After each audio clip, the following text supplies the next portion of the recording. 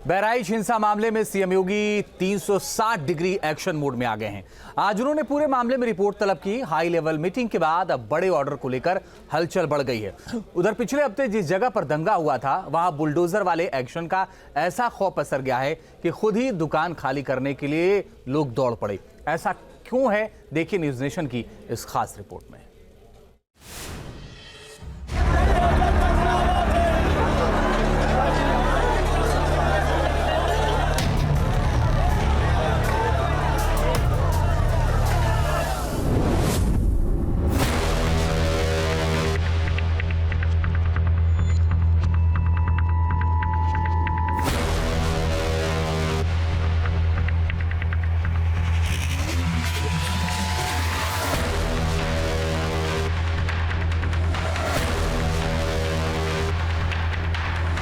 तीन दिन के अंदर जो खाली न करे तो बुलडोजर चल जाएगा। मान लीजिए लोग खाली नहीं करते हैं 3 दिन के भीतर तो तुड़वाया जाएगा, जाहिर सी बात।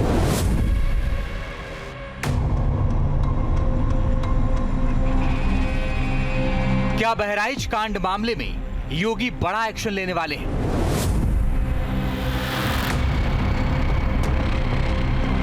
इसको लेकर लखनऊ से लेकर बहराइच तक अफरा तफरी अचानक से बढ़ गई है।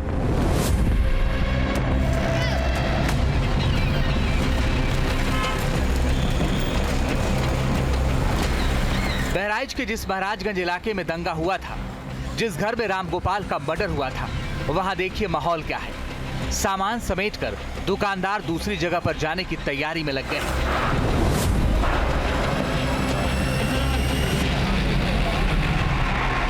ये अफरा तफरी क्यों है, ये आपको बताएं उससे पहले लखनऊ में हाई लेवल मीटिंग के अंदर की खबर देखिए, जिसके बाद ये माना जा रहा है कि बहराइच हिंसा मामले में कई बड़े अफसरों पर गाज गिर सकती है।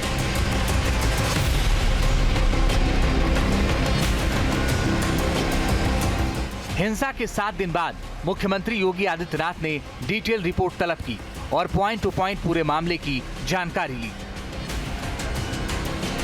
बहराइच हिंसा को लेकर सीएम योगी ने आज लखनऊ में एक बड़ी बैठक बुलाई। इस बैठक में यूपी के DGP, ADG law and order और गृह विभाग के बड़े अधिकारी मौजूद रहे। सूत्रों के मुताबिक खुद ADG law and order Amitabh Yash ने बहराइच हिंसा से जुड़ी जो पूरी रिपोर्ट थी वो मुख्यमंत्री के सामने रखी कि आखिर बहराइच में हिंसा कैसे भड़की और मूर्ति विसर्जन के दौरान जो हिंसा हुई थी उसके बाद आगजनी क्यों हुई। 13 अक्टूबर और 14 अक्टूबर को बहराइच के महाराजगंज में हालात कैसे बिगड़े थे, उसकी गवाही अमिताभ यश की इन तस्वीरों ने दी थी। 14 अक्टूबर को पिस्टल लेकर उन्हें सड़क पर उतरना पड़ा था। यूपी पुलिस के सिंघम कहे जाने वाले अमिताभ यश ग्राउंड जीरो पर ही रहे। उन्होंने सीएम योगी को आंखों देखी हालात की पूरी जानकारी दी।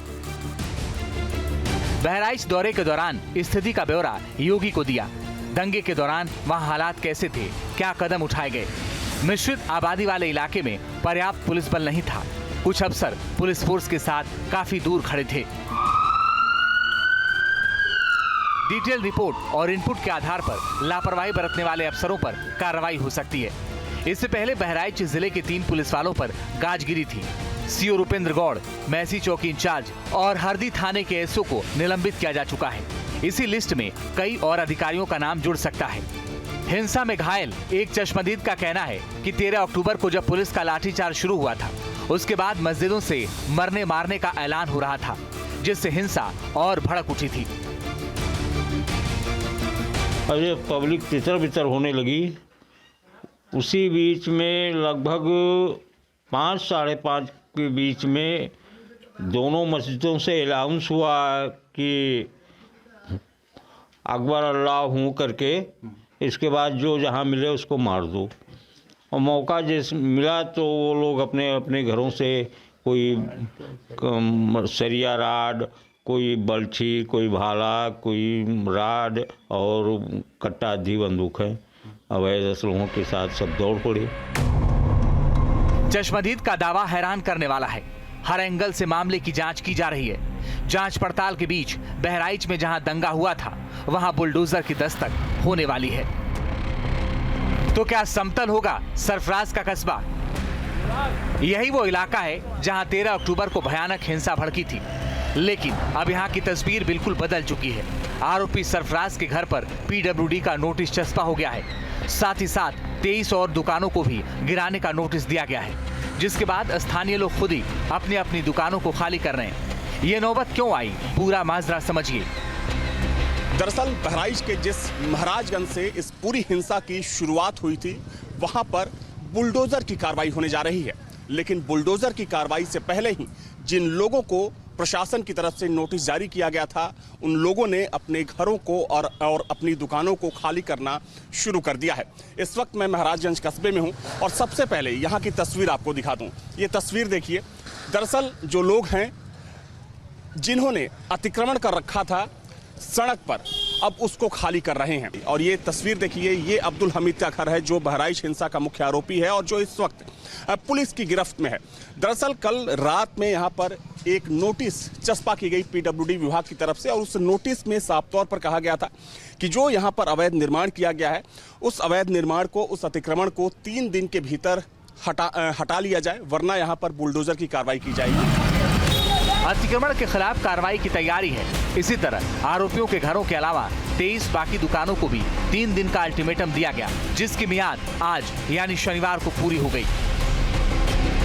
बहराइच हिंसा मामले में अभी तक 10 से ज्यादा आरोपियों की गिरफ्तारी हो चुकी है, जिसमें ज्यादातर आरोपियों के ठिकानों पर नोटिस चस्पा किया गया है।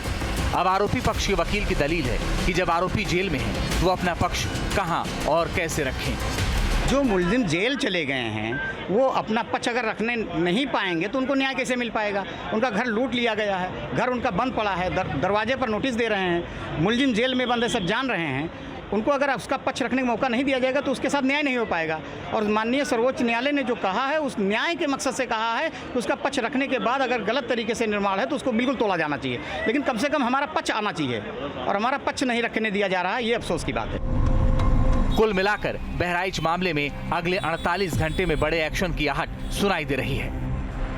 हालांकि जिस दिन हिंसा हुई थी उस दिन एक एसएचओ के साथ जो चौकी प्रभारी हैं उनको सस्पेंड किया गया था और साथ में उस क्षेत्र के जो सीओ थे उनको भी सस्पेंड कर दिया गया था। लेकिन माना जा रहा है कि मुख्यमंत्री की बैठक के बाद कुछ और पुलिस अधिकारियों पर गाज गिर सकती है। वीडियो जर्नलिस्ट दीपक राणा के साथ अविनाश सिंह, न्यूज नेशन, बहराइच।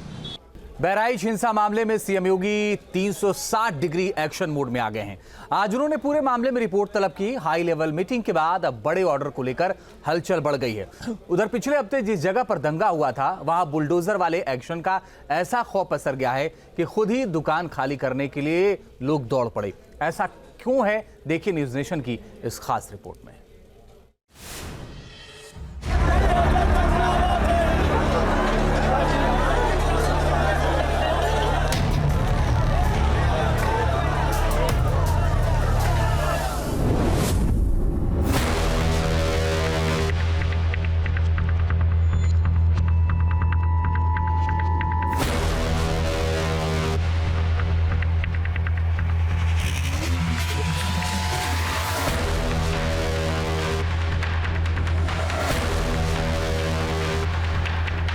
मतलब 3 दिन के अंदर जो खाली न करे तो बुलडोजर चल जाएगा। मान लीजिए लोग खाली नहीं करते हैं 3 दिन के भीतर तो तुड़वाया जाएगा, जाहिर सी बात है।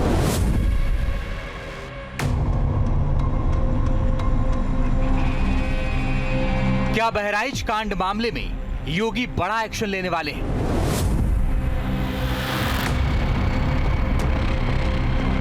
इसको लेकर लखनऊ से लेकर बहराइच तक अफरा तफरी अचानक से बढ़ गई है।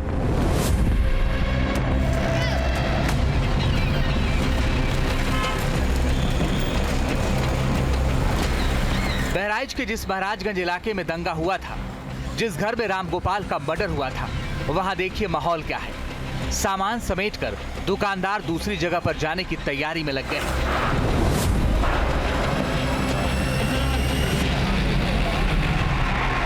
ये अफरा तफरी क्यों है, ये आपको बताएं उससे पहले लखनऊ में हाई लेवल मीटिंग के अंदर की खबर देखिए, जिसके बाद ये माना जा रहा है कि बहराइच हिंसा मामले में कई बड़े अफसरों पर गाज गिर सकती है।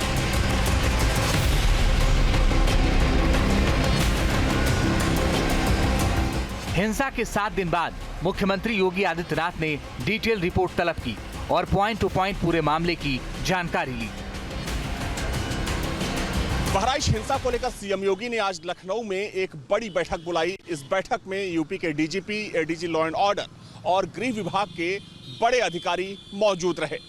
सूत्रों के मुताबिक खुद ADG law and order Amitabh Yash ने बहराइच हिंसा से जुड़ी जो पूरी रिपोर्ट थी वो मुख्यमंत्री के सामने रखी कि आखिर बहराइच में हिंसा कैसे भड़की और मूर्ति विसर्जन के दौरान जो हिंसा हुई थी उसके बाद आगजनी क्यों हुई। 13 अक्टूबर और 14 अक्टूबर को बहराइच के महाराजगंज में हालात कैसे बिगड़े थे उसकी गवाही अमिताभ यश की इन तस्वीरों ने दी थी। 14 अक्टूबर को पिस्टल लेकर उन्हें सड़क पर उतरना पड़ा था। यूपी पुलिस के सिंघम कहे जाने वाले अमिताभ यश ग्राउंड जीरो पर ही रहे। उन्होंने सीएम योगी को आंखों देखी हालात की पूरी जानकारी दी। बहराइच दौरे के दौरान स्थिति का ब्यौरा योगी को दिया। दंगे के दौरान वहां हालात कैसे थे, क्या कदम उठाए गए। मिश्रित आबादी वाले इलाके में पर्याप्त पुलिस बल नहीं था। कुछ अफसर पुलिस फोर्स के साथ काफी दूर खड़े थे। डिटेल रिपोर्ट और इनपुट के आधार पर लापरवाही बरतने वाले अफसरों पर कार्रवाई हो सकती है।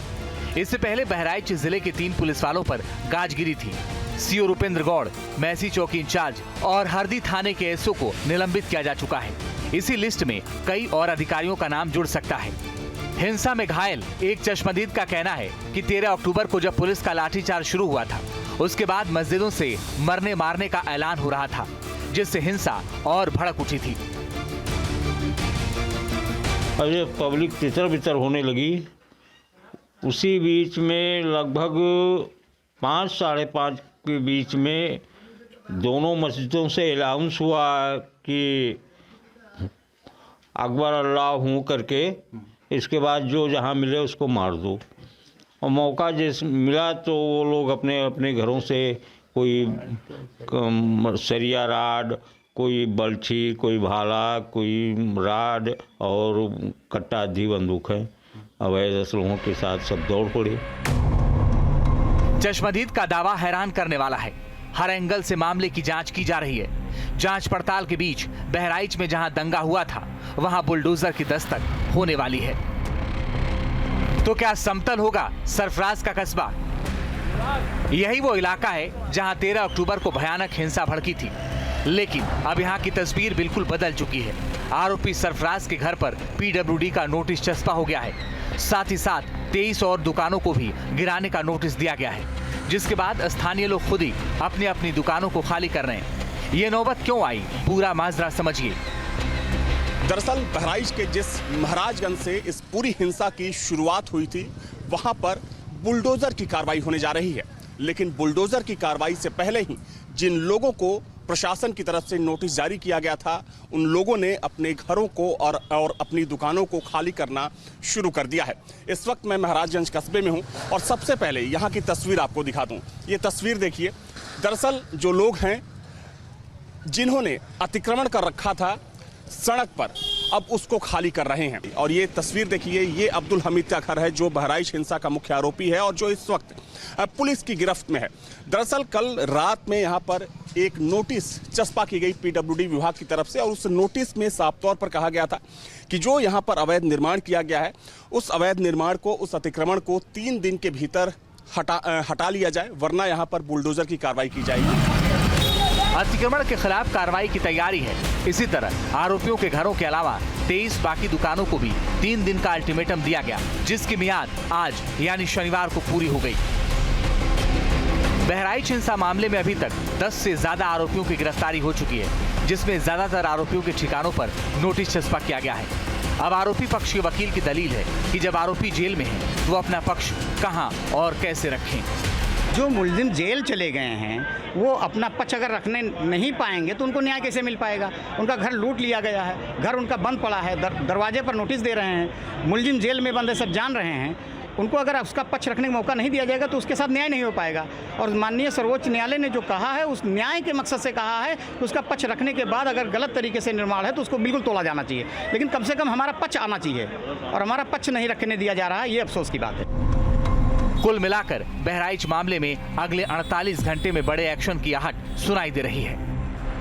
हालांकि जिस दिन हिंसा हुई थी उस दिन एक एसएचओ के साथ जो चौकी प्रभारी हैं उनको सस्पेंड किया गया था और साथ में उस क्षेत्र के जो सीओ थे उनको भी सस्पेंड कर दिया गया था। लेकिन माना जा रहा है कि मुख्यमंत्री की बैठक के बाद कुछ और पुलिस अधिकारियों पर गाज गिर सकती है। वीडियो जर्नलिस्ट दीपक राणा के साथ Avinash Singh, news nation, Bahraich. News nation अब व्हाट्सएप पर खबरों के ताजा अपडेट के लिए न्यूज नेशन के इस क्यूआर कोड को स्कैन करें।